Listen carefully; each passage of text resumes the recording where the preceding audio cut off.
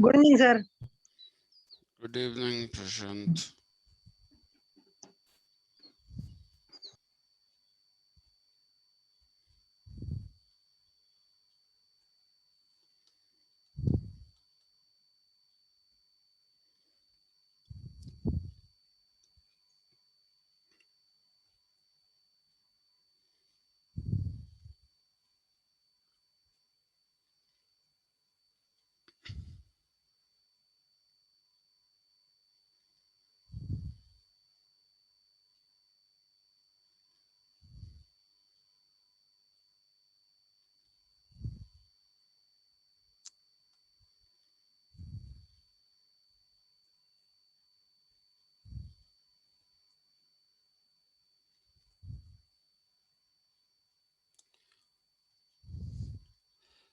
Shall we wait or get started?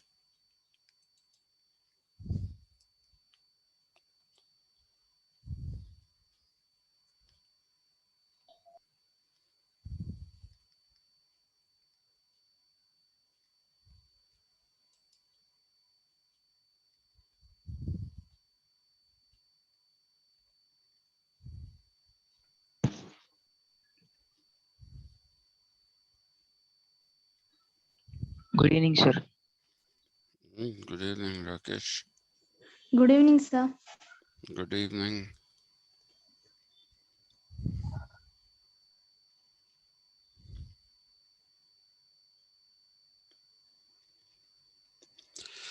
This morning while I was taking the class, my internet went kaput. I tried all kinds of things and I couldn't get it going. So I called the Act FiberNet people. They came and told me that my cable comes from the neighbor's house and somebody decided that the cable was a clothesline and they hung out their washing on the cable and also hung out a very wet suit along with a hanger. So that thing got disconnected from the main source and it just went kaput. So by the time it was restored, I think it was I don't know, I think 1:30 or 2 o'clock or something. And when I tried to upload whatever video that I had recorded till then, much to my dismay, I actually found that there was a violation according to YouTube. There was a violation of a copyright. I said, what kind of violation? And it says that I used music from a fellow called, what was his name now? I don't remember his name, but the piece of music that I am supposed to have infringed and taken is called hologram. So that's what it is, hologram. So I said I put a note to them saying that I have not taken anybody's uh, music. This is not a music thing. Uh, so they let me upload the video, but it is still showing that there is a copyright in that. Anyway, uh, let's see what it is. Somebody seems to have broken into my YouTube. I don't know what has happened, but some piece of music got in. And when I tried to listen to it, it wasn't there anymore. Anyway, okay, so let's get going.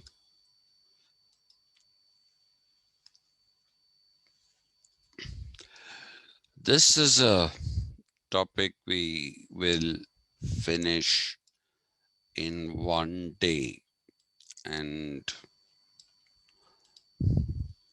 this is what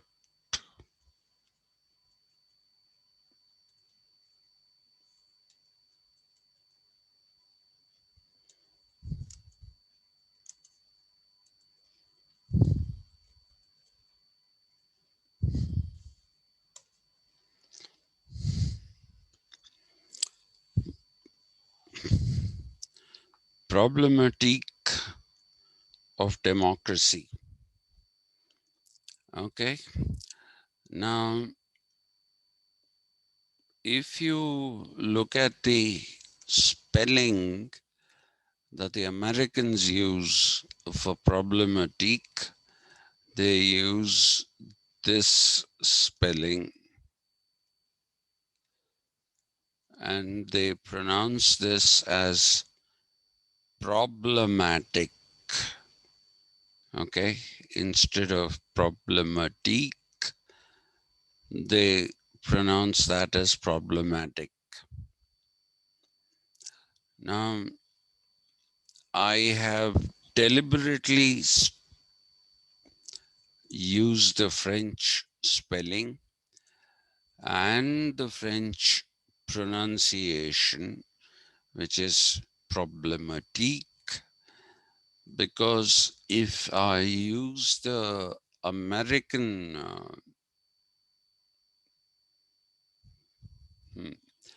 if I use the American spelling and pronunciation, then I will fall into an Indianism.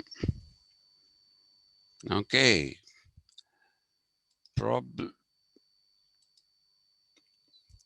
Problematic. If you take this in India,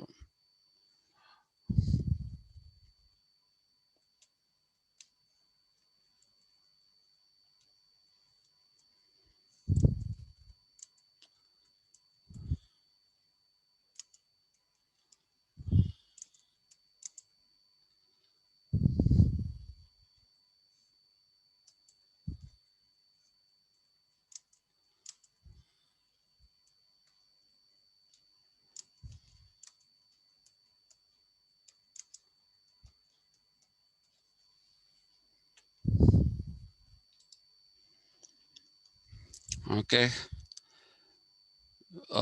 Instead of using the word problem, they end up using the word problematic. Okay. That's an Indian English marker. There's nothing, you strictly speaking should not feel bad about that as Indians, because one of the things that we find with the English language is that it allows itself to be changed, and different countries use English differently. For example, the Americans are the ones who have taken the greatest liberties with the language, starting with pronunciations. Okay, they won't say path, they'll say path. They won't say Iraq, they'll say Iraq. Okay, so they've taken all kinds of liberties, but they've also taken liberties with grammar. So typically, if an American is talking to you on a phone, on a cell phone, that is, then they'll ask you, where are you at? Okay, where are you at? What is that even supposed to mean? You will simply say, where are you? But they'll say, where are you at?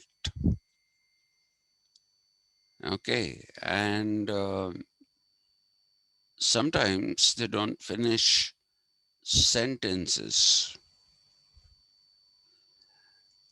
If somebody says, I was expecting you to attend class yesterday, then the answer will be, I was. Now, if the questioner is saying, I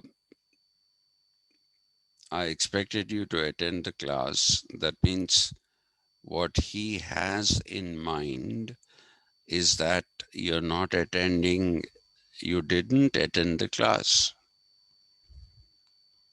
But if you say, I was,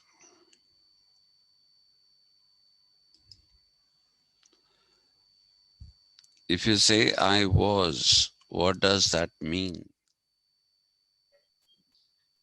You either say, but I attended the class yesterday, or you say, I was there in the class yesterday. You say something like that. Or you say, no, I was definitely there in the class. You don't say, I was. And of course, this latest fad that has caught on even with us, when you say that something is your fault, or rather, if I want to say, uh, I'm sorry, this is my fault, or an oversight on my part, instead of saying that, we say,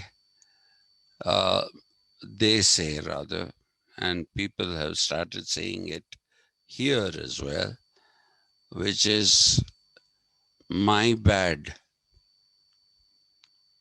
Okay, people say my bad. So the English language is malleable, ductile, and as a result, people have been using it in ways that they like it. So while necessarily we don't have to feel bad about saying problematic, about using problematic instead of problem, uh, I would still suggest that it's a good idea not to use this kind of a thing, but use the proper English language, because you say this person is a, if I want to say Prashant is a problem student, I'll say something like Prashant is a problematic student. That's how we use problematic. In English, when a child is a problem on, or it has a temperament which is a problem, they say so and so is a problem child. But here we say that child is problematic. It's not a correct usage. And technically speaking, even the Americans using the spelling of problematic instead of problematique is something that I do not condone. I personally do not condone. Okay. They don't say interpretative. Okay. They say interpretive. And they also have other stupid usages. Stupid usages like, you know, I just had that in my mind. And yeah, you say, I was disorientated. When you lose your orientation, you're actually supposed to say, I was disorientated. Or the Americans have changed it to disoriented. Now, I'm not going to go into why disoriented is wrong and disorientated is actually the right thing to say.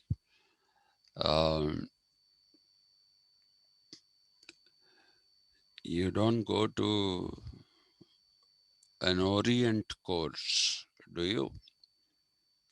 You'll go to an orientation course. You don't go to an Orient course. Okay? So when you go to an orientation, then you are orientated into that. You're not oriented. Okay? But if it is your belief that you're talking about, I am even that you don't say, yeah, you can say I am oriented. No, you can't. You have to say I'm orientated. Yeah. So anyway, let's not go into the language, but please use problematique of democracy. Don't use the others spellings and pronunciations. So what is a problematique? by definition,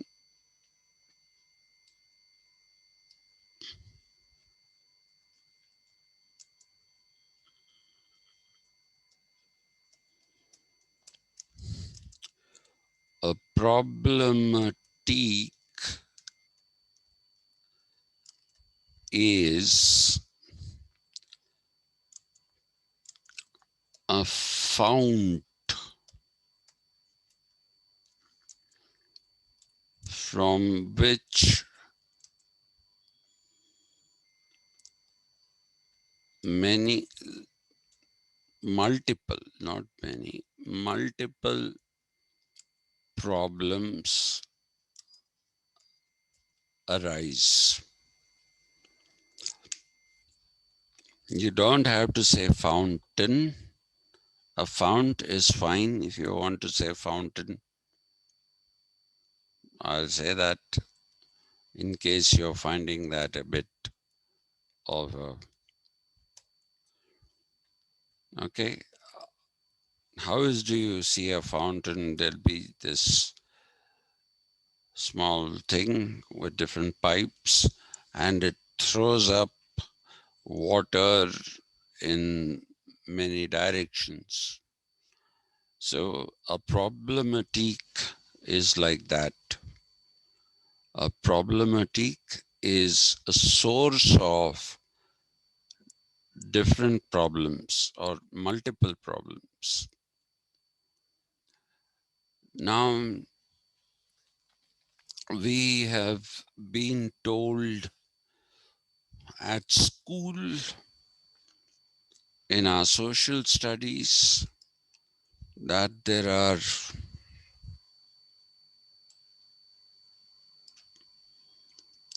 two types of democracy.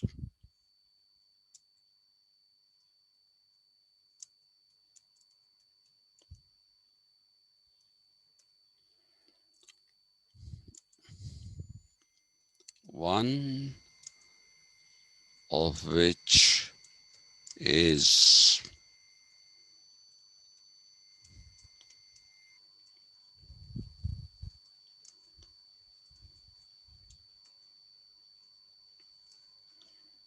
direct democracy, and the other is representative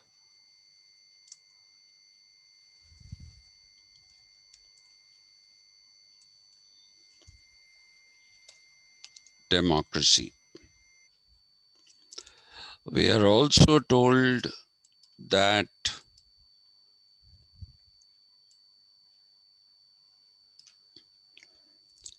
direct democracy existed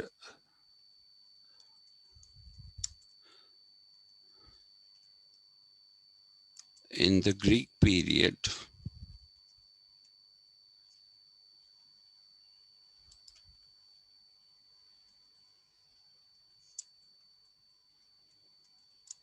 and that modern nation states have representative democracy. Okay.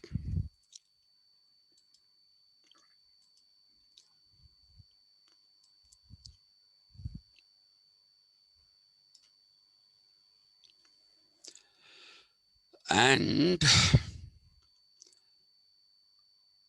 in 2019, when the BJP won more than 300 seats on its own without the NDA partners, when it won that, my teacher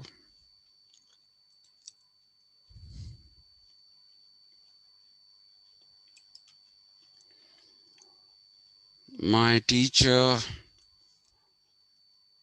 Professor Zoya Hassan, uh,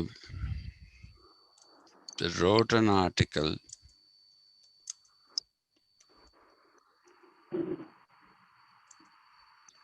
in the Hindu titled Indian Democracy has turned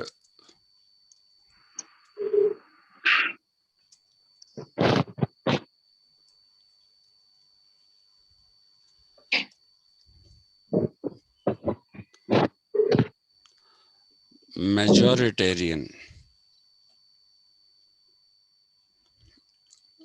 Okay.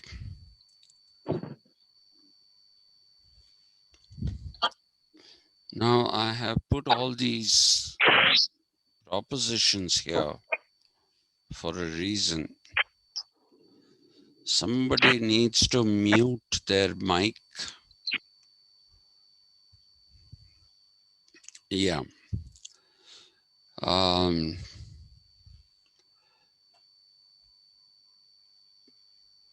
Let's consider each of these propositions. Of course, there is this other thing which I should have put above this, and that is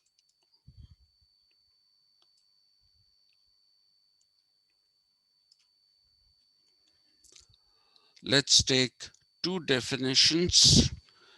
The Abraham Lincoln definition of democracy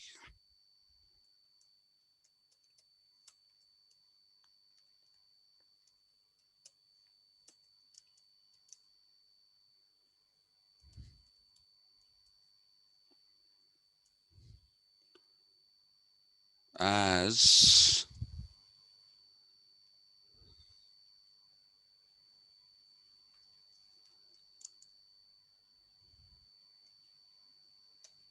the rule of the people,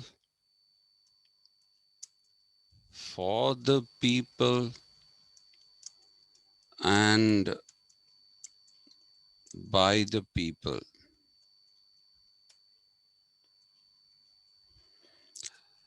This is what Abraham Lincoln said after the conclusion of the Civil War in Gettysburg. Okay.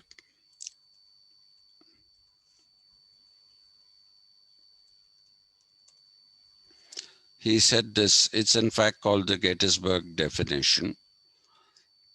Abraham Lincoln said this, but a more formal academic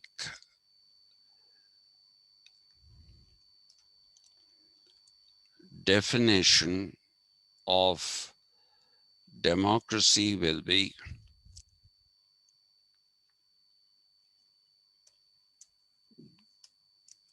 the power of government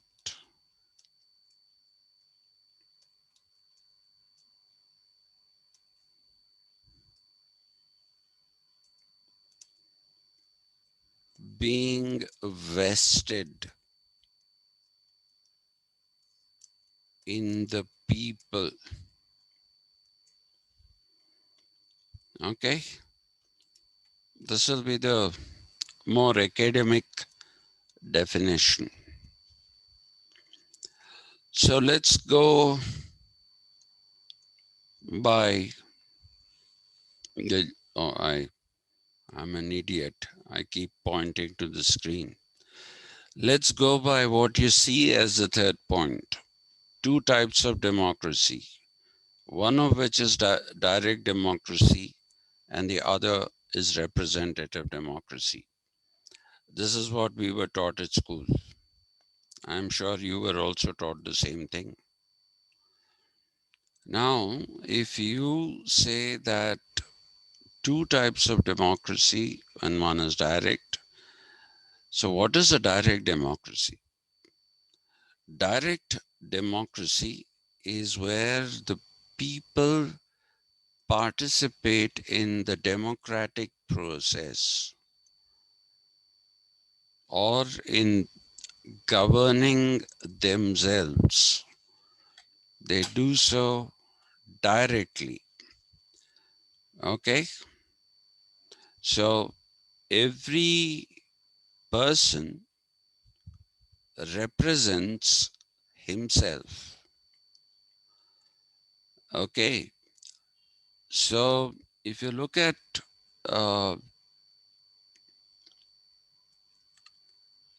ancient Greece, with the exception of Athens, there is no polis, P-O-L-I-S, which had anything like a democracy, direct, indirect, whatever. What was there in Athens was perhaps an oligarchy ruled by a few citizens. Okay? Citizens, and all people were not citizens. Ruled by a few citizens was what you found in Athens. That is the closest they came to any kind of democracy. But they didn't have a democracy. Athenians, like Socrates and Plato, did not believe in democracy at all. If you see what Plato has to say, Plato basically argues that democracy is mob rule, or what you can call mobocracy, where mobs take over, which means a system where there is no governance. Okay? The person who talked about a thing called a polity, Aristotle, he also doesn't support democracy. He doesn't support democracy. He also thinks it's mob rule. So where is this direct democracy? It has never existed anywhere. Well, then we are told the other thing is representative democracy. And this is of greater interest to us in this day and age, because all democracies that we have today are supposed to be representative in nature. So when you talk about sovereignty, okay,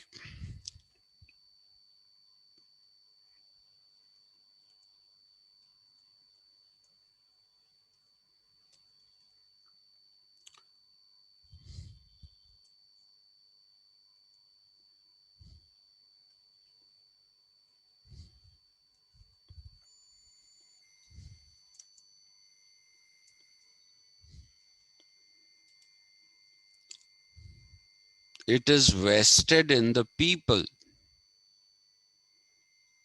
Okay, sovereignty or supreme power is supposed to be vested in the people, right? That is what we find today popular sovereignty. Popular does not mean that which is popular. It's like saying Amitabh Bachchan was a very popular actor, or you say somebody's popularity is very high. That's not the usage. Popular is that which uh, pertains to the population.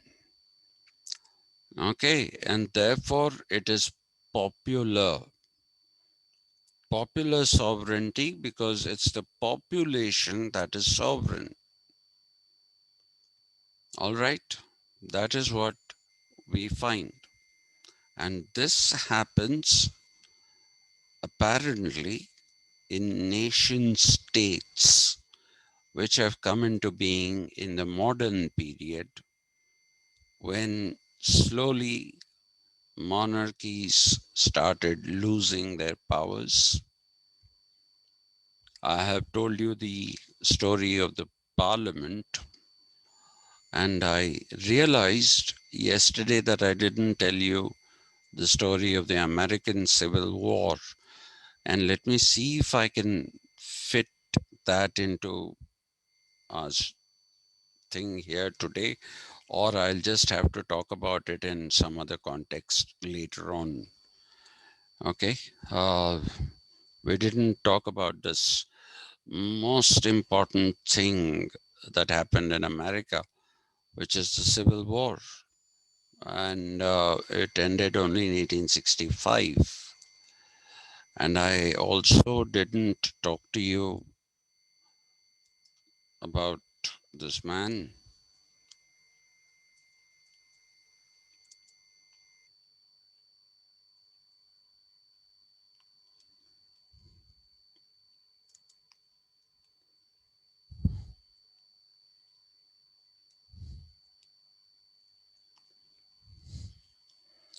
Alexei de Tocqueville, who was a Frenchman traveling in America and wrote 2 volumes called Democracy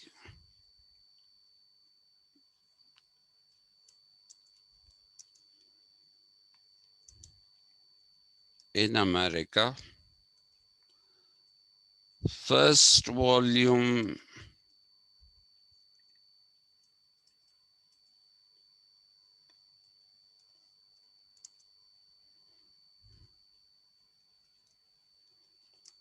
was written in 1815,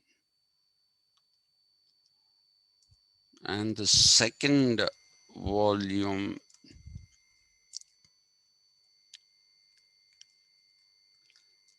was written in a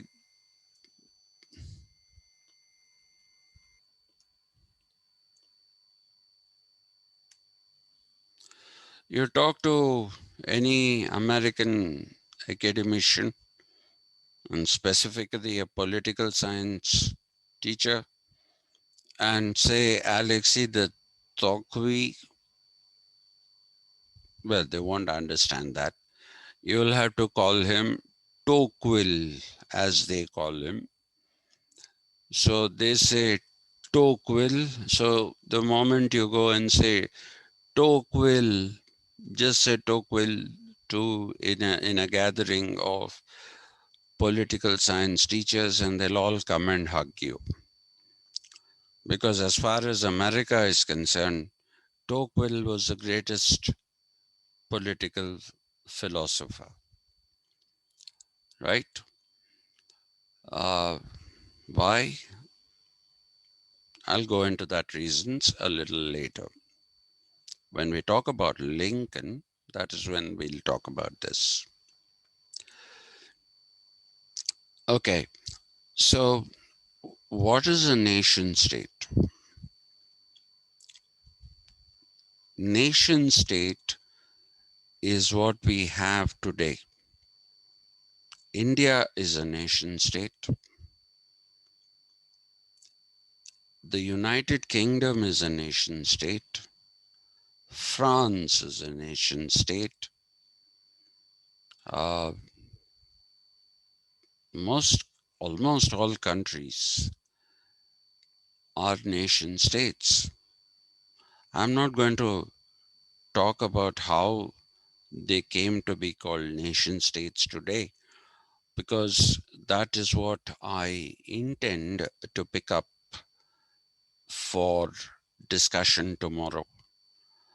Because, the reasons that people cite for the birth of the nation state are all spurious reasons,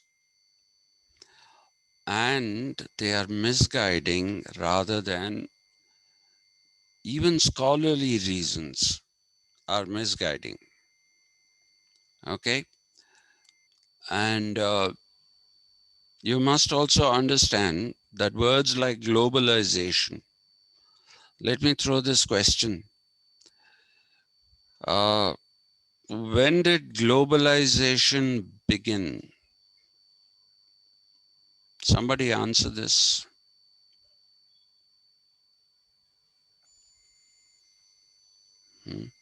Or let me be more specific. When did globalization begin in India? LPG policy, sir. Are you talking? LPG, Uh, liberalization, privatization, globalization. privatization, and globalization. Yeah? Is that what you're talking about? Yes, sir. Okay. When did this happen? At the ruling Prime Minister P.V. Narasimha Rao at the time of At the time globalization. of 1991, sir. 1991. Exactly. 1991. Mr. Kalmuri came and wanted to say something. Go ahead, Mr. Prashant. 1991, sir. I'm saying the year. Okay. It all started in 1991. Globalization. Sir, Hmm. sir, when Vasco da Gama came to India, also it's like a globalization process only, no, sir. Vasco da Gama comes to India. How is that globalization? I mean, I thought about spices business. Before Vasco da Gama, Marco Polo came to India. Several others came to India. Why Vasco da Gama?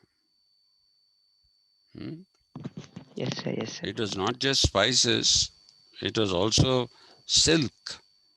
There is a Yes, sir. silk route which is two-pronged till the Hindu Kush mountains. It is one road. It's called the Silk Route, and some people call it the Silk Road.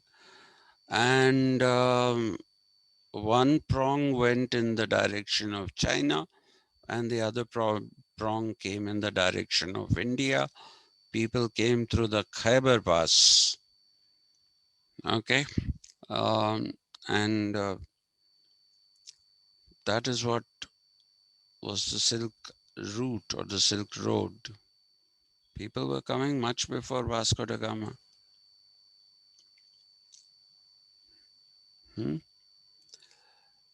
Okay. For now, let's stick to liquefied petroleum gas or liberalization, privatization, and globalization. So can you explain each of these terms? Somebody?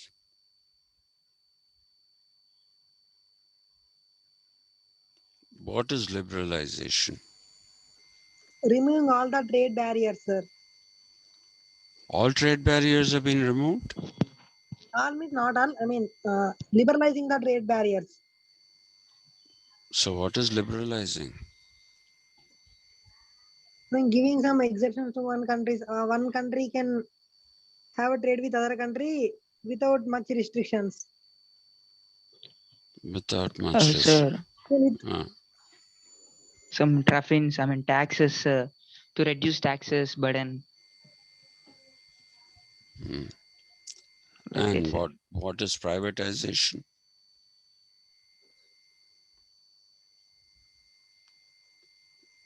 You mean to say before 1991 there was no private companies in India? No, sir, Mm. there was. Yeah, you have. What about the Birlas, the Tatas, Taxes. the Kirloskars, the who else? The Mahindras, and Bennett and Coleman, the Hindu group. All these were there. They were all private. There is no particular law for them, I think. Guarantee or anything else. And what happened with globalization? Multinational companies easily came to India. Did you know that till 1977, Coca-Cola was in India? Did you know that?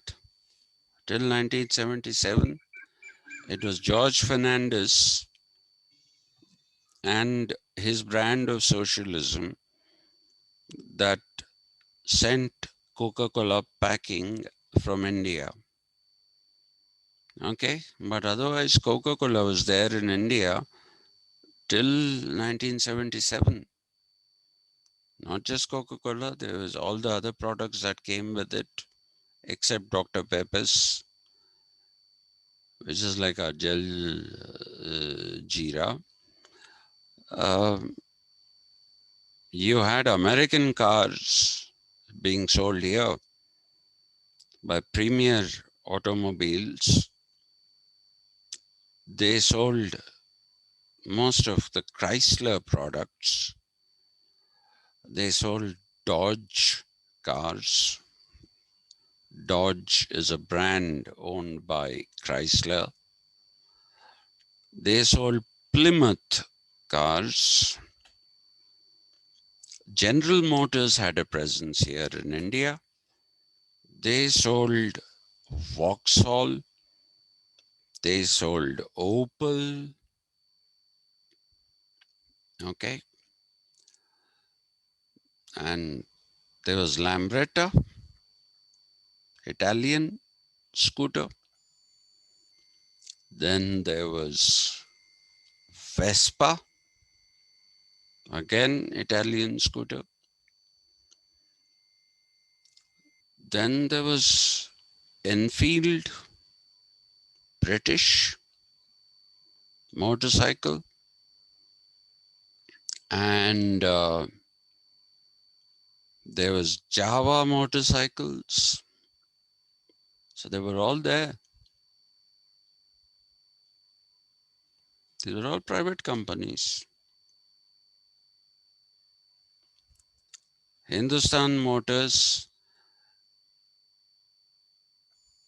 sold mainly Morris cars,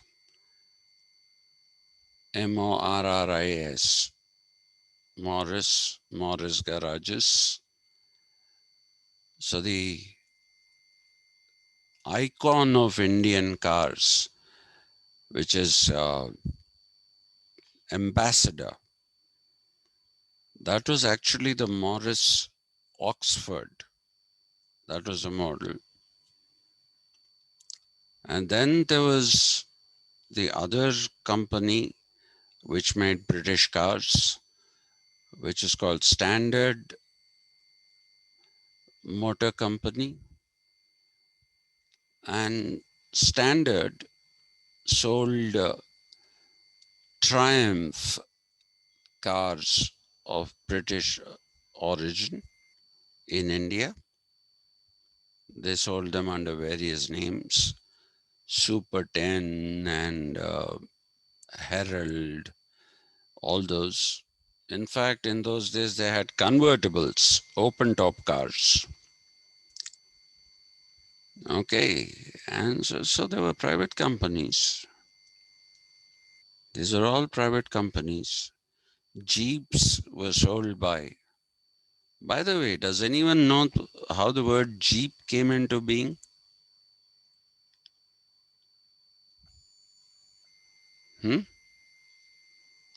Today the spelling is written as Jeep, Jeep. Jeep is back in India. It's a Chrysler brand and it's back in India now. You'll find this model being sold, Compass, Jeep Compass. But do you know the origins of the term Jeep? Okay, the term Jeep came from the US Army during the Second World War. Two American companies, one being Willys Overland Corporation and the other one being Ford Motor Company, made what came to be called as Jeeps because they were GPs.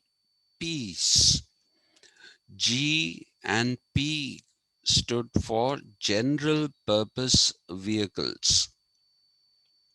So the shortening of that was Jeep.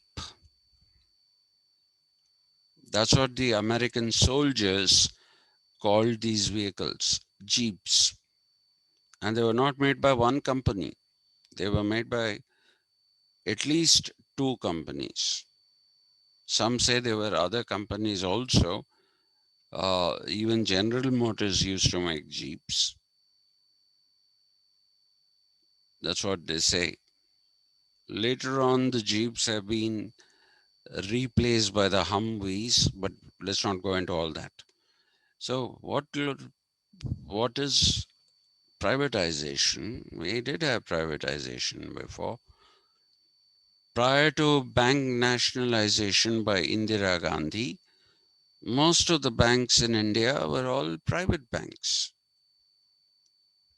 They were all private banks. And if you look at globalization, somebody tell me, what is this globalization?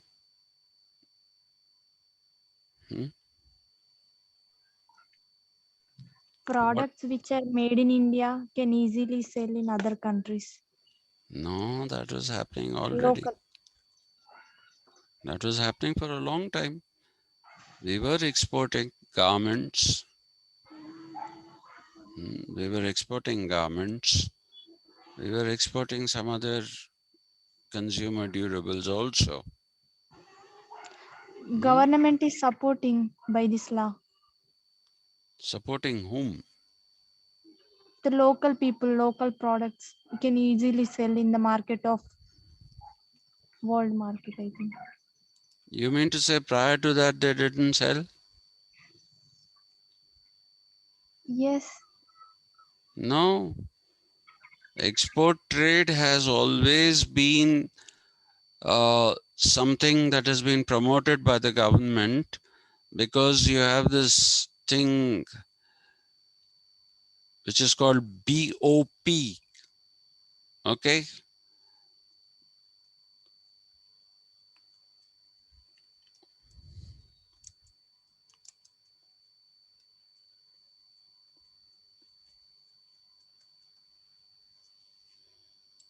Balance of payments, and it's called BOP. What is balance of payments? once the gold reserve was abolished by Nixon, and once the dollar reserves became the strength, indicated the strength of your currency, then if you had too many imports and too few exports, then the balance of payment situation is adverse, because then you won't have adequate foreign exchange. In fact, if anything, India was trying to be a protective economy, not encouraging imports, but definitely encouraging exports, so that balance of payment situation would be in our favor. And that is why there was a time when I was young, I remember, the dollar was 28 rupees. Okay, just 28 rupees. It was probably less than that also. And petrol was available for how much? I remember when I bought my first motorcycle, it was about 7 rupees per liter. Okay, now it's touched 100. That's a different thing.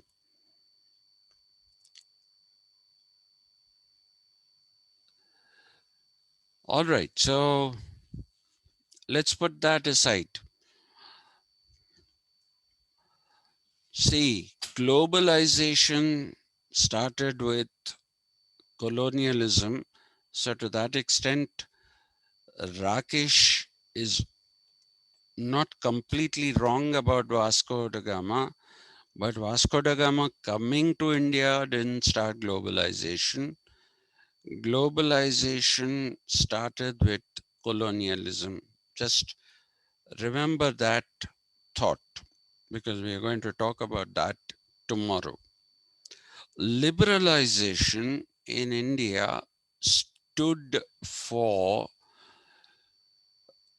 liberalization of the economy, because if you had to set up industries in India, then you had what was called the license Raj. Okay. To start anything in India, you needed to have a license issued to you by the government. Okay, you needed licenses to start. So it was called the license Raj. And liberalization is the gradual removal of the system of giving licenses to manufacture here, to set up shop in India. Okay, that particular process started with Rajiv Gandhi in 1985. And by the time in 1991, when P.V. Narasimha Rao became the Prime Minister, we didn't have foreign exchange for more than 2 weeks. And so we were facing bankruptcy as a country. And P.V. Narasimha Rao pulled Manmohan Singh out from academics. He was the chairman of the UGC at that time. He pulled him out, made him the finance minister, and Manmohan Singh actually worked miracles. He actually worked miracles. This man, whom the right-wingers make fun of, have no idea what role he played in saving the country. Otherwise, we wouldn't have had food to eat. We meaning not just the poor people, even the rich people wouldn't have had food to eat. that the country didn't go into that disastrous position is something that should be credited to Manmohan Singh. And the privatization part was that unfortunately the government got into manufacture of products which are non-essentials. Okay, the government was making scooters, government was making talcum powder. Why did the government need to do all this? So privatizing the all the non-infrastructural and non-essential goods manufacture, that is a privatization. And it happened without having to take licenses. Today, we have, yeah, Rachna. I'm waiting, Rachna.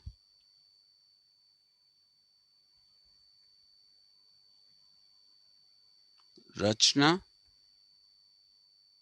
Oh, sorry. You said that privatization is came because the government made some non-essential goods. Hmm. Then why now present the main important fields it is privatizing now? Which ones? Many railway airports like that. They're Airports, essential. why should the government run airports? Hmm? Why? Why is it the responsibility of the government to run airports?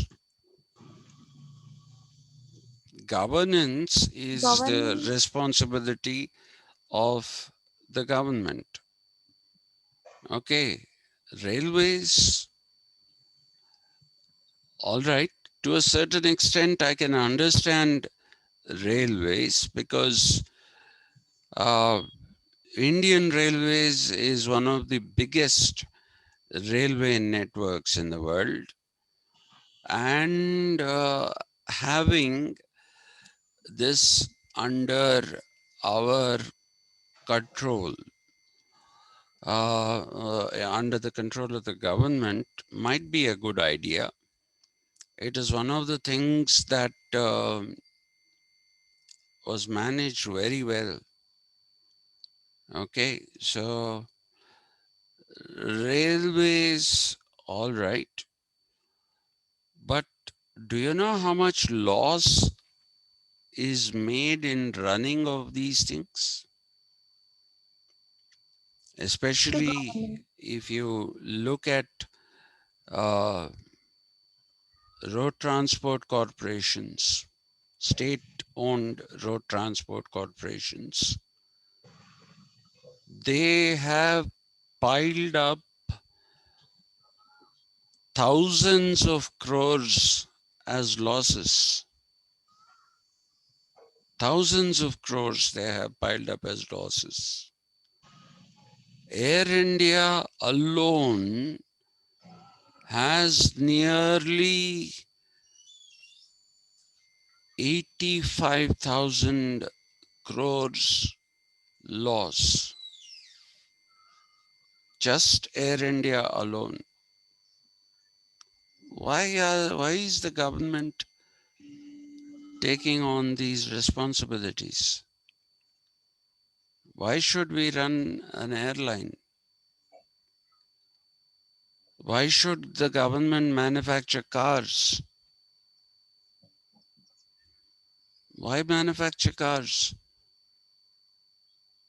Now the government has nothing to do with Maruti. Okay.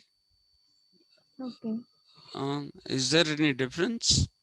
In fact, Maruti is producing more models, is showing better profit lines, all those things today than it did when the license Raj was there and when the government was a majority stakeholder. Right? When the government was a majority stakeholder in what was then called Maruti Udyog Limited, the profitability of the company, the market share of the company was far, far lower than what it is today as Maruti Suzuki India Limited. It has better So, profitability. It has what greater about banks? Bank. bank. Uh, Yeah, what about them? yeah. Even Hmm. that also getting privatized now. Not all banks are getting privatized. Yes, sir. Airlines also started disinvestment. Uh-huh. For airlines also we started disinvestment now, sir. You mean in Air India? Last year. Yes, sir. We are trying to sell Air India. Nobody wants to buy it. Because who will take that 85,000 crores loss? That Yes, loss sir. also will get transferred to you. Yes, sir. So that's why nobody wants to buy it. Okay, and the airline market has become extremely competitive. Established Yes, sir. players have folded up. Jet Airways has folded up. Before that, East, West, Damania, so many went out of the market. It's a very competitive market. And now you have the economy airlines. At one time, if you went in a plane, it was a very big thing. Oh, he traveled by plane. It is a big thing. Today, it is not Yes. a big thing. Anybody can go by planes. Yes. Plane fares are equivalents of AC 2-tier in trains. That is how cheap airfares have become. So, why should the government run the airline at all and make losses in the process? Okay, so these are all non-essentials. The mistake that the government is making is that it is allowing for private sector involvement in infrastructure. And a prime example is the giving of the contract to Reliance Industries Limited, which does not have any kind of expertise. It didn't have any kind of expertise in oil exploration. They got the rights for oil exploration in the Krishna Godavari basin. Okay. And it is there that they paid some 150 crores for rights of oil exploration in the Krishna Godavari basin. And this was given to them at a time when we had ONGC. We still have ONGC. And ONGC also was doing oil exploration abroad. It was called ONGC Videsh. Okay, but instead of allowing the ONGC to do this, this was given to the Reliance Group, who are nothing but, common criminals.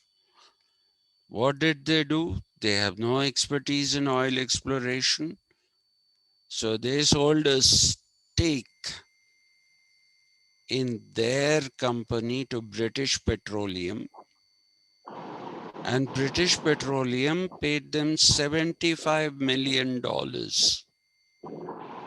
$75 million is what British Petroleum paid Reliance Industries, whereas Reliance Industries paid how much? 150 crores. That is the kind of ratio. That's how they made money. And I don't know if you know this, even today there are gas plants which can produce power.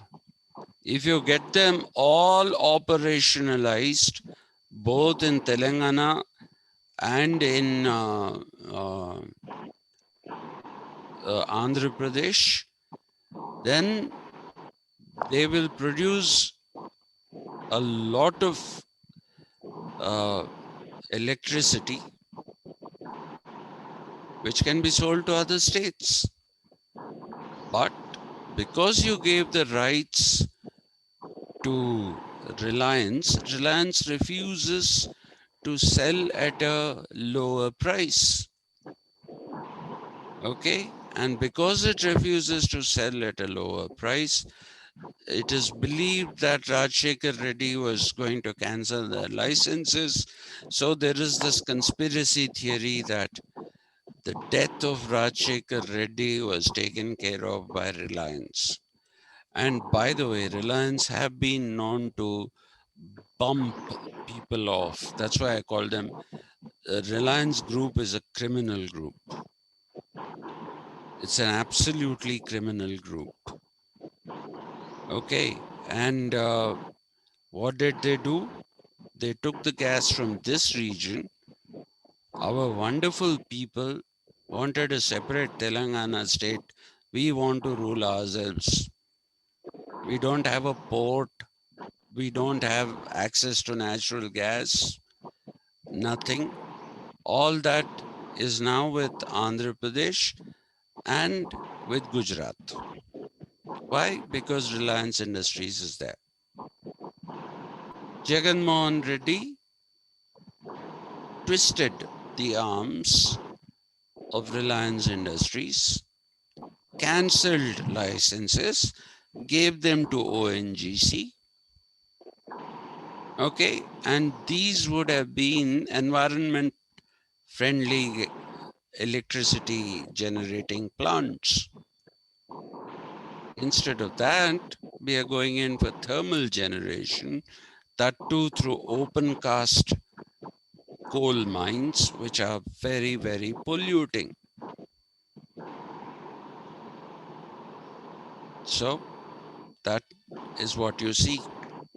Anyway, so representative democracy is associated with modern nation states, and I want to talk about them tomorrow when I talk about them. Then let us come to this definition of Lincoln's, which is the rule of the people, for the people, by the people. Is this what happens? Let's take this is an example I always give. Okay, we are saying that the power of government, sovereignty, they are all vested in people. Okay, but let's take an example of the problems of representative democracy. What are the problems of representative democracy? The problems of representative democracy are that people don't get represented. People don't get represented. How? Let me give you a simple example because I'm mathematically challenged. I don't give complex examples. Let us say the size of a constituency is 100 people. Okay. And 2 people are contesting this election, right? 2 people are contesting an election to represent these 100 people. So what happens with that? What do you see happening with that? We have a simple majority system. So let us say candidate A. Let us assume that all the 100 have voted. First and foremost, all the 100 don't vote. But let us say that they have voted.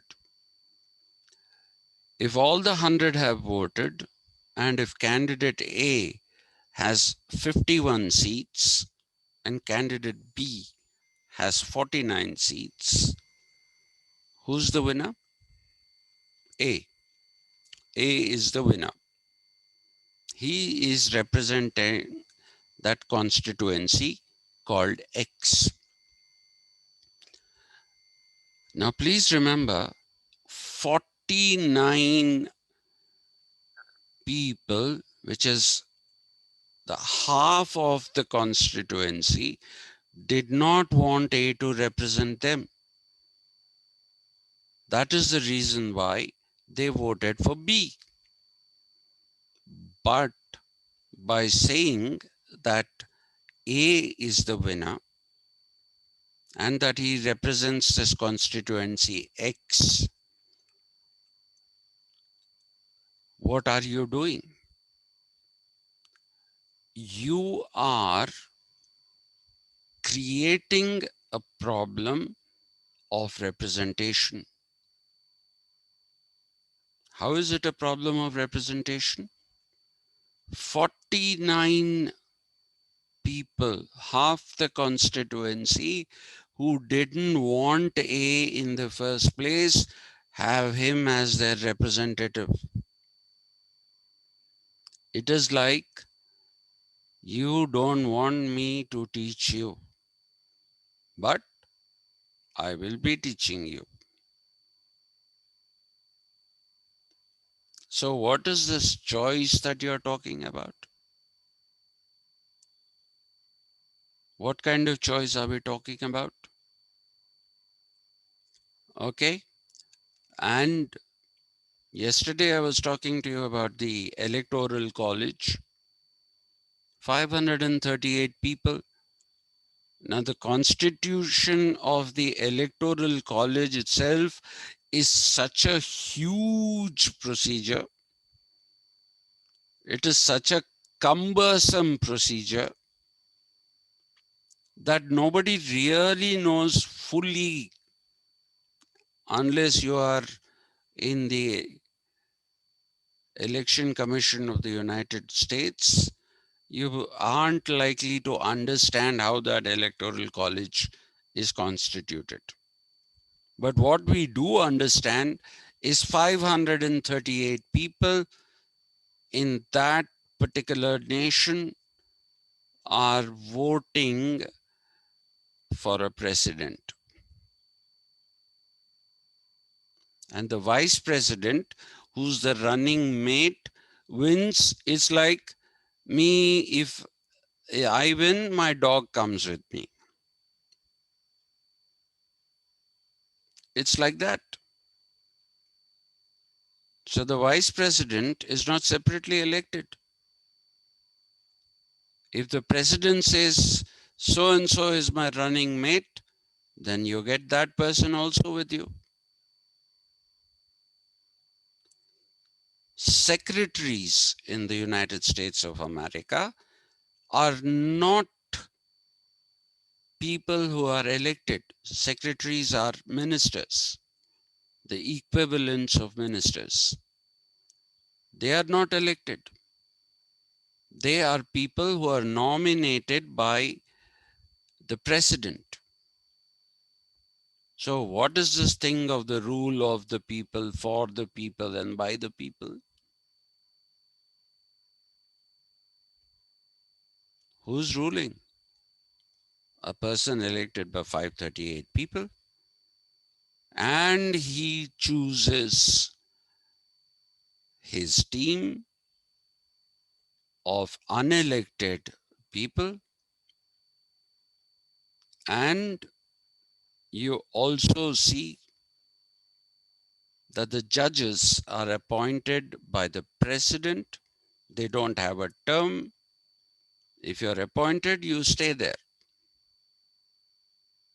Okay, Joe Biden is going to find it very, very difficult to function because most of the judiciary in the United States of America today has been appointed by Republican presidents, either George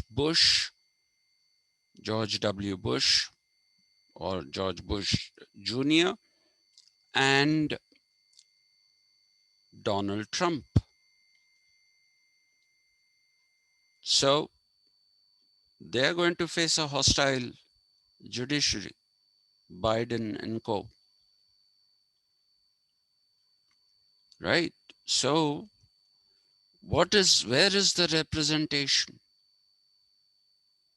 I gave you an example. In India, the UPA, when it was in power, the biggest constituent of the UPA was the Congress, a party that does not have internal democracy.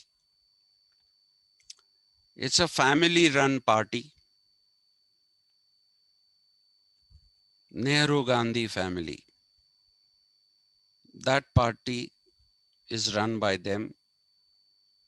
TRS is run by Kalva Kuntla family. YSRCP is run by the Yadugari Sandinti family. In Uttar Pradesh, Samajwadi Party is run by Mulayam Singh Yadav and his son. The Rashtriya Janata Dal is run by Lalu Prasad Yadav and his family. When Lalu Prasad Yadav was declared to be unfit because of corruption charges, the fodder scam, he was removed from chief ministership. What does he do? Makes his wife the chief minister, Rabdi Devi, who knows nothing about anything. So who's ruling? Lalu Prasad Yadav is ruling. And in the meanwhile, he finds that he can contest an election for MP, and the fodder scam thing doesn't get applicable there. So he becomes the minister for railways.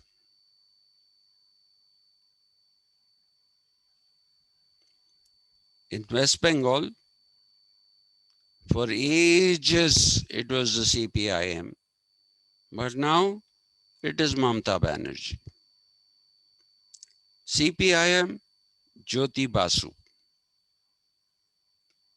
Now, Mamata Banerjee. The Telugu Desam Party, N.T. Ramarao's family. These are all family-run outfits. Somebody said the car is full now in Telangana.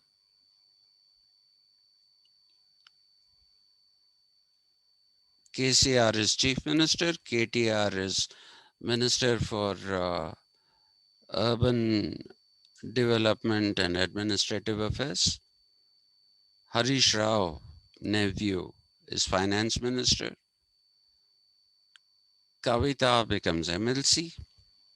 I think he should find something for his wife also, because he has an ambassador car. It can seat 5 in comfort. So he should find somebody for him.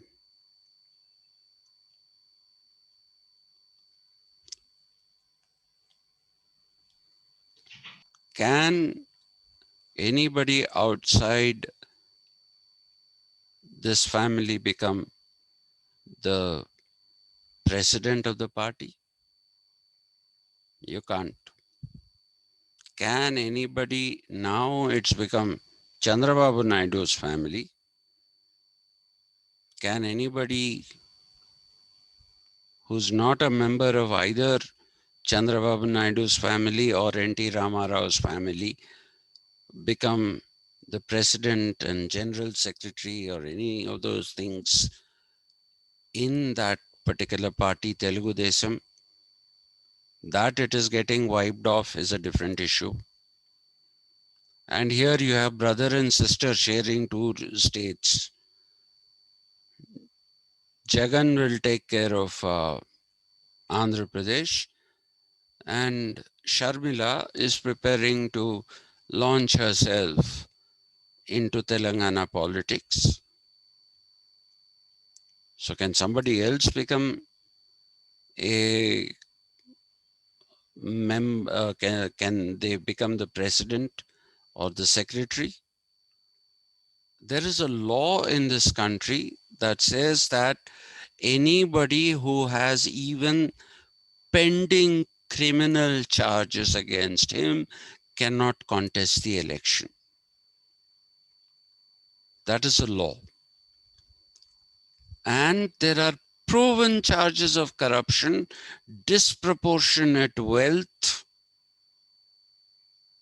Initially, this man was not allowed to leave Hyderabad. Why is Jagan Mohan Reddy? Slowly, what happened? He's become chief minister. A proven criminal, mind you. A proven criminal is the chief minister of Andhra Pradesh.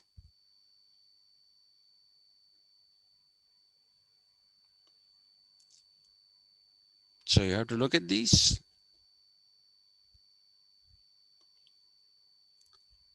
So is democracy really? And what's happening in Russia? Vladimir Putin and Dmitry Medvedev.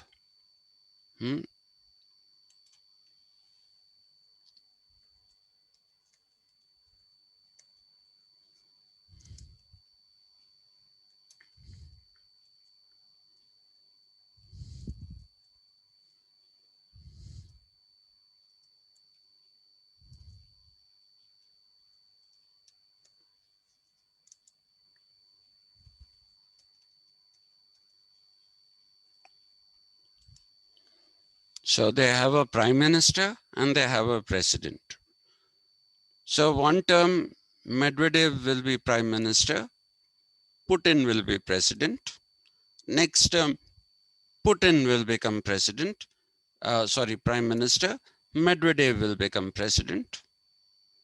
Then again, Putin will become president and Medvedev will become prime minister. They just keep changing chairs. That's a democracy.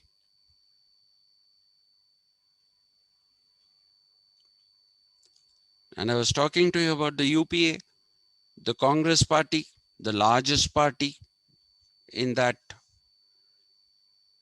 What was the percentage of population, percentage of votes that it got? 24% of the polled votes, not the whole country. 24% of votes that were cast in the country, that was the share of the Congress. Putting the other parties together, it took the share to 31%. 31% of polled votes, mind you. And they didn't get all the votes. Please remember, they have opposition also.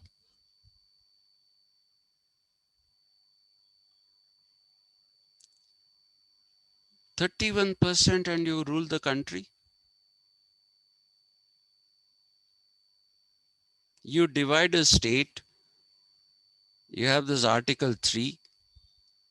If I say this, Ambedkarites will lynch me. But that was Ambedkar's greatest contribution to the Indian Constitution. That was his greatest contribution. Article 3. You don't need Professor Saxena, who was a part of the Constituent Assembly, had said that if you had to change the boundaries of states or create new states out of existing states, then 3/4 of the assembly had to agree to it. And if 3/4 of the assembly agreed to that, and this had to be done by ballot, okay, then he proposed that 2/3 majority in the parliament, again by ballot, had to agree. Now, what did Article 3 say? There is no need for the state assembly to get involved at all. There's no need for it. And you don't need 2/3 majority. Simple majority is good enough. No need for ballot. Voice vote. How do you count voices? Can somebody tell me this? Speakers vote, I think. Speakers. No. Speaker doesn't vote. Just they will raise hands, sir, by saying I vote. They don't. Voice vote is how many ayes and how many nays. That is a voice vote. No raising of hands. No raising of hands. Aye and nay. And you blank out the event. You close the parliament completely, the Lok Sabha. You send all the media out. You send all the media out. And you say by voice vote, it was passed that Andhra Pradesh shall be bifurcated into Andhra Pradesh and Telangana. Voice vote. So where is the record? And even as if Mr. Prashant is right and it is raise your hand, some people will raise both hands. Who's going to count? And even if you count, how do you know that is the right count? When there is no recording of the proceedings. When there is no recording of the proceedings, how do you know who has voted? Even by raising hands.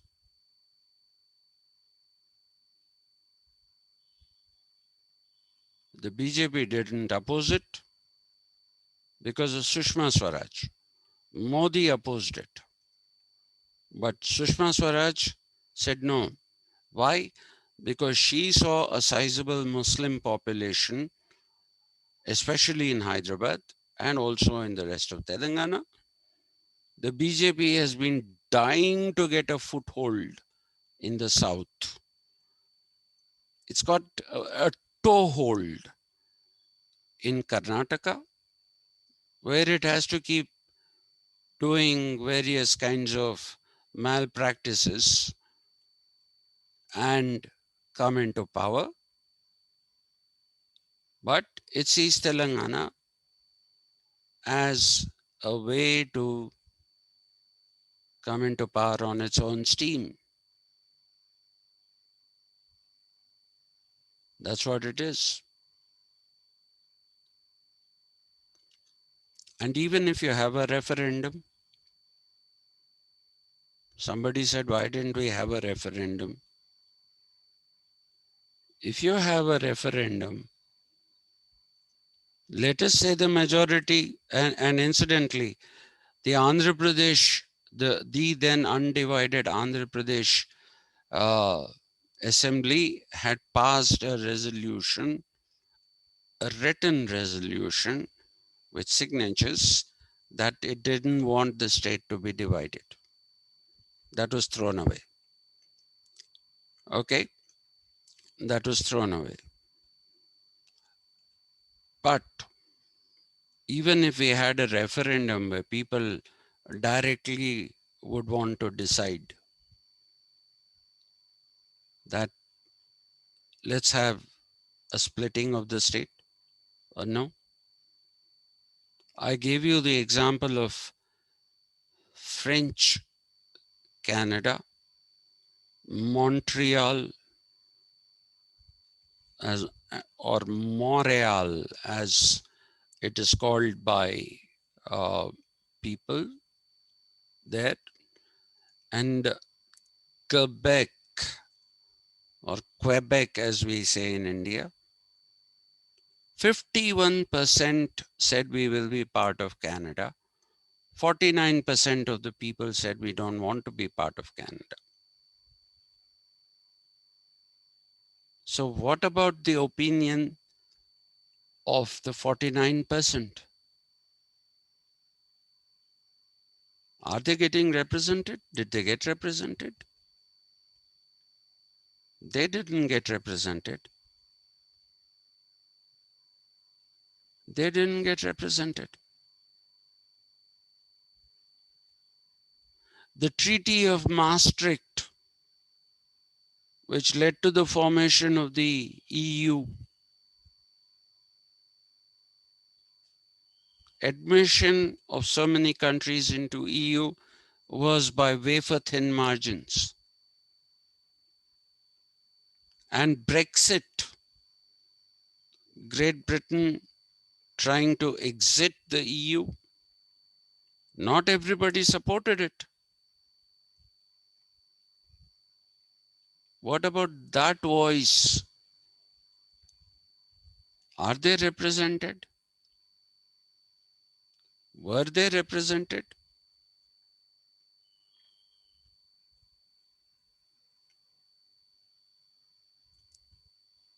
They were not. Look at all these. These are instances that show. That brings me to this thing that all things democratic, representative democratic, are majoritarian. Okay, one person more, one person less. Let me give you an example. In 2014 elections in Andhra Pradesh, when the Telugu Desam came into power, the Telugu Desam party polled 44% votes that were cast. Okay, all the candidates of the Telugu Desam, when you put together, 44% of the people were the ones who cast their vote for the Telugu Desam. 42.4% voted for the YSRCP. But because of this simple majority system, the Telugu Desam won enough seats. It got enough seats. See the difference, 44 and 42.4. So what happened to these 42.4%? That's given the fact that it is just 1.6% difference in terms of votes polled. Where are you going to get your representation? So that is why democracy is a problematique. It is not a solution to problems. It is a problem. Not one problem, it throws several kinds of problems. Several kinds of problems. The secretaries who work for the president are all nominated by various corporations and pressure groups. You've heard of the word lobbying. What is the origin? I talked to you about the Capitol, which they call capital. In that, the center is the executive. On the left, in the same building, on the left, you have the Congress. On the right, you have the Supreme Court. And what do you have in between? You have lobbies. People with access to those people in the courts, in the Congress, to the executive, these people are in the lobbies. What do?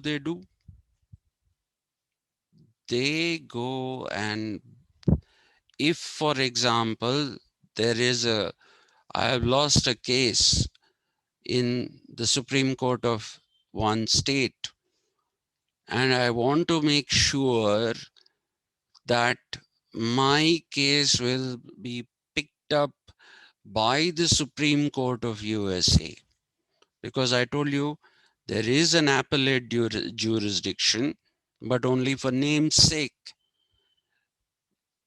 There is nothing in the Constitution of the USA which says that it is mandatory for the court to pick up an appeal. At least that way we are better because of our integrated system of judiciary. We are better because if you lose at one level, you can again go to a higher level. There, no. So what do? You find somebody to take your petition and give it to some chap who has power and will bring it up for review. We talk about corruption in India. We are transparent. There's corruption everywhere in all democratic systems. There's corruption everywhere.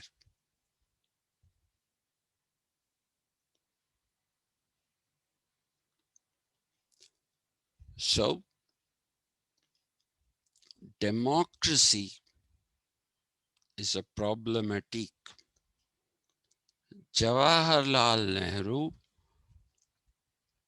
was so correct when he said, from among all the available kinds of government, democracy is the worst, but I still support it because of the fact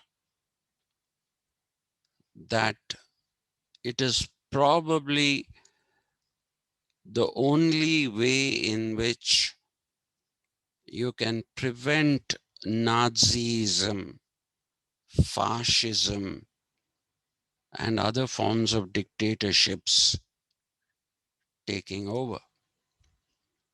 But Nehru was not very right.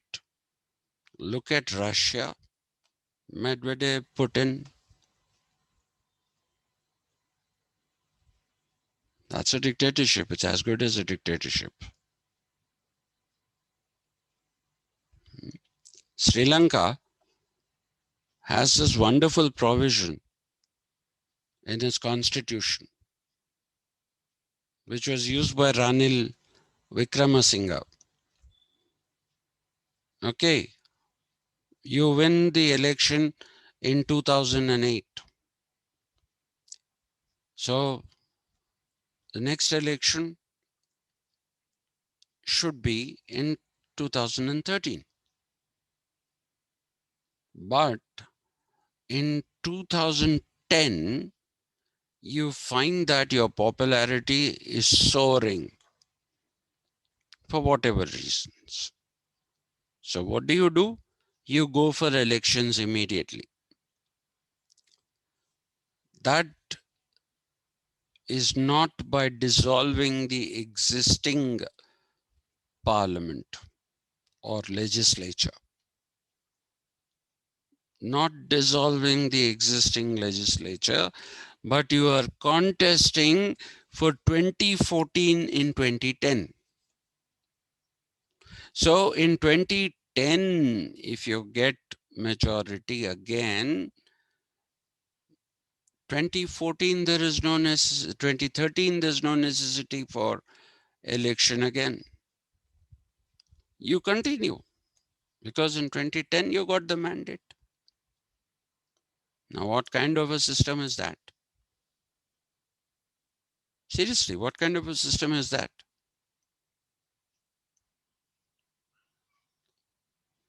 So that is why I said it's a problematic. Look at the number of problems.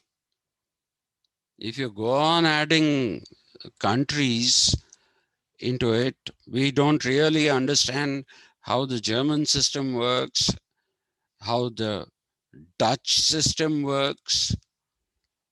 If we start understanding those, then you'll see more kinds of problems.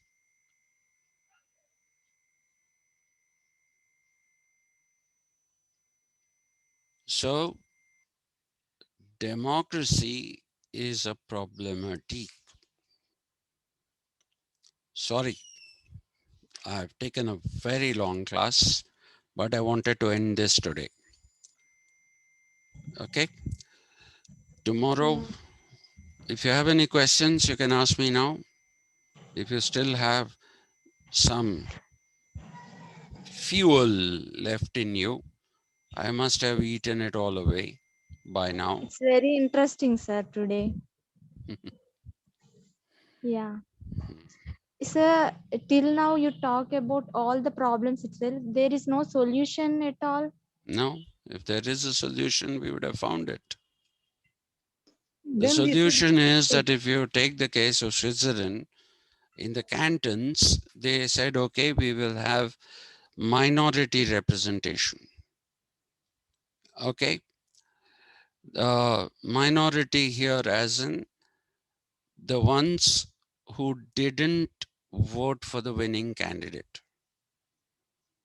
So that they said will happen through proportional representation, in which case you don't get to vote for the candidate, you get to vote for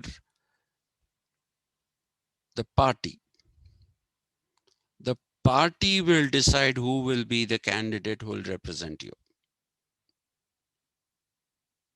Okay, so if you have voted for somebody who has got 30% votes, and 30% votes means that they'll be able to send 2 candidates, let's say, if that is what. You don't have a choice in who those 2 people are. It is the party who will decide which 2 people will go and represent you. That is again a problem. Multiculturalism, that is there to be studied later on in the syllabus, and that's why I'm not talking about it. But multiculturalism, let me just make a mention. People said minority rights. Minority rights are, the minorities are cultural minorities, not religious minorities, but cultural minorities. Okay, and they said, what about rights for these people? How about treating them as people who are, I mean, who deserve to have their culture represented? So you say rights will not be given to individuals, but they will be given to groups. So let's say somebody tells me you're a Hindu. Why? Because I'm born to a Hindu father and a Hindu mother. But suppose I don't want to have a religion. There's no provision for that. I am bound by the rights that are given to the Hindu group. I don't have rights individually. I have to do what the group dictates. And if I have to go to court and challenge and say, this is not what Hindu is. For example, there is no such thing called Hindutva. It's an empty, vacuous term.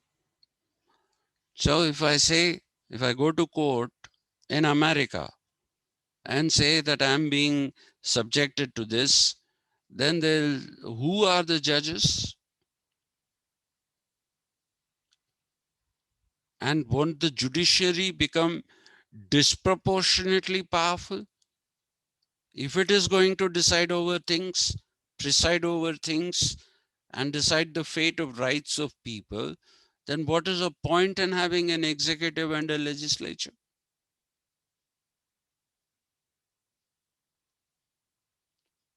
So you see, even multiculturalism is not a solution. It doesn't give the individual an autonomy. I don't like the rituals. I keep giving this example. My dad didn't like rituals. So when he passed away 2 years ago,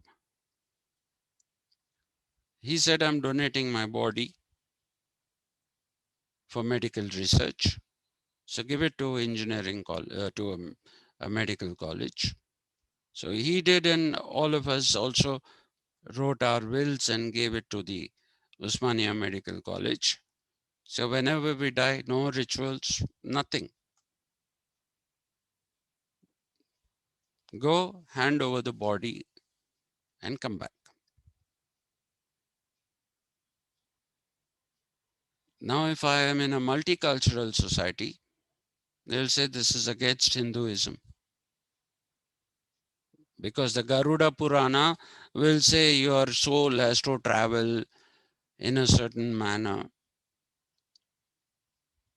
And for that to happen, you have to be cremated.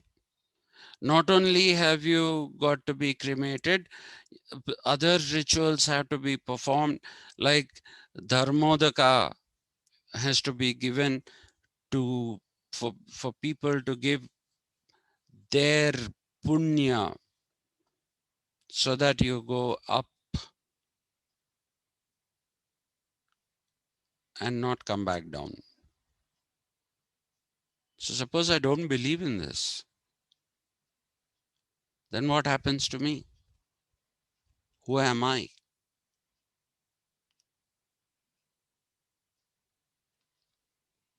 Okay. Has Mr. Akshay Puneet left?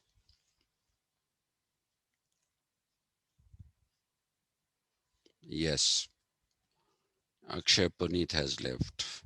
I didn't find him raising his. 7 people were left.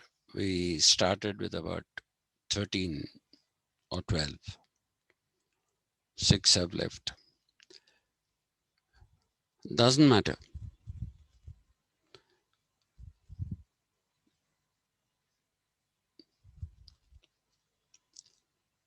Alexei de Tocqueville, let me make this point,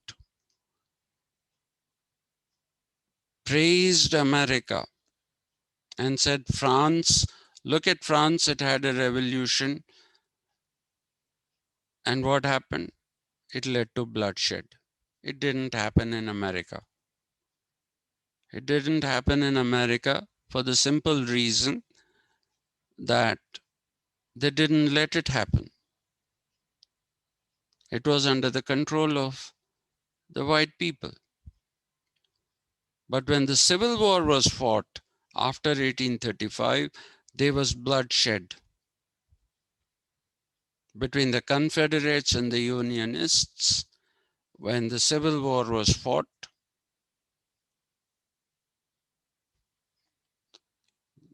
there was bloodshed. It was a very bloody Civil War. America had one of the bloodiest civil wars. But they ignore that. And they talk about Tocqueville, and they'll talk about his book, Democracy in America. The 2 volumes written at different times. And Zoya Hassan, Indian democracy has turned majoritarian. Democracy is majoritarian. So if you're saying that Hindu vote got consolidated and that led to the BJP victory, that's a presumptuous thing. It is presumptuous because of the reason is that what was left of the UPA and what was left of the Congress party? In a speech that he was giving in Bangalore, Rahul Gandhi, instead of saying every city in Karnataka will have some canteens, he was saying, I counted 7 times, every city in Bangalore will have these canteens. Every city in Bangalore? Once, slip of tongue, but you should know and correct yourself, but you say it 7 times. What kind of a leader is he? What kind of a leader is Sonia Gandhi? Why should we even accept her? Will Italy let an Indian go there and lead a party? They won't.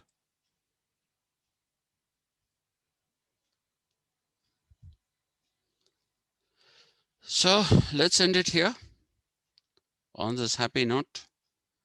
Thank you to all the people who stayed on. And tomorrow we'll do nation states. To Rakesh. Formation Sir, of nation states, sir. Yeah. What is a nation state? How did it form? What are the problems associated with nation states? All those. Oh. Okay. Yeah, Rakesh. sir, in the name only, India is the biggest democratic country in the world, sir. But when come to right to speech, freedom of, media freedom. some indexes, we are in the last position. So, I mean, what's the Possible? solution for this system, sir? There is no solution. Vote out the BJP. But who will you vote in? Who will you vote Yes, in? sir.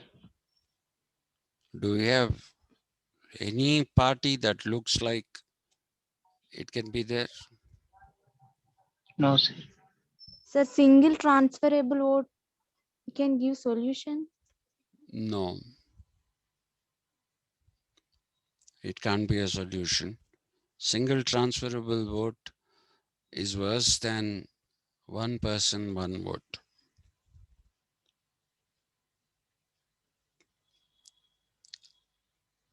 Those are all just complicating matters.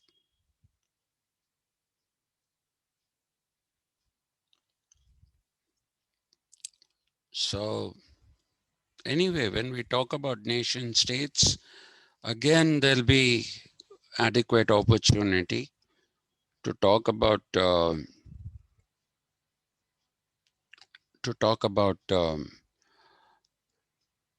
democracy and the problems associated with it. Okay, so thank you. See you tomorrow. All right, we'll do nation state system.